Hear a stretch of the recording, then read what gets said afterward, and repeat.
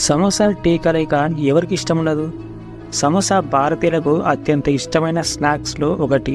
దేశంలో ప్రతి మూలలో, మార్కెట్లో, వీధుల్లో సమోసాలు అమ్ముతూ ఉంటారు. ప్రదేశాన్ని బట్టి రేటు మారుతుండొచ్చు, కానీ ఆ అద్భుతమైన రుచి మాత్రం అలాగే ఉంటుంది. భారతదేశానికి ప్రజలు సమోసాను చాలా ఇష్టపడతారు. సమోసాను ఇంతగా ఇష్టపడుతూ ఉంటాం, కానీ ఓ ఆఫ్రికా దేశంలో దీన్ని తయారు చేయడం, తినడం పూర్తిగా నిషేధం ఉంది.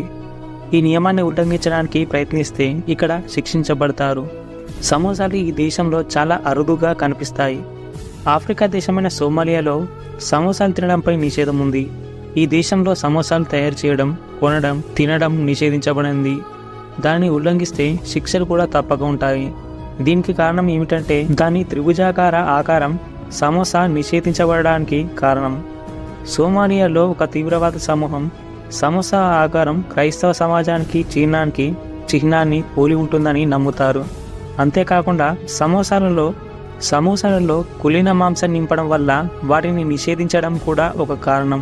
10వ శతాబ్దం మధ్య ఆసియాకు చెందిన అరబ్ వ్యాపారితో సమోసా వచ్చిందని చెబుతారు. ఇరానియన్ చరిత్రకారుడు అబుల్ ఫాజీ బేఖాగ్ సమోసా ఈజిప్ట్లో పుట్టిందని నమ్ముతారు. ఇక్కడి నుంచి లిబియా, ఆ తర్వాత మధ్య ప్రాచ్యానికి చేరుకుంది. ఇది 16వ శతాబ్దం వరకు ఇరాన్లో ప్రజలకి చాలా నచ్చిన వంటకం కూడా సమోసా ఉండేది. ఇది 13వ శతాబ్దంలో ముఘల్ రాజ్యంలో ఇష్టమైన వంటకం. అయితే బంగాళదుంప సమోసాలు 16వ శతాబ్దంలో ఉద్భవించాయి.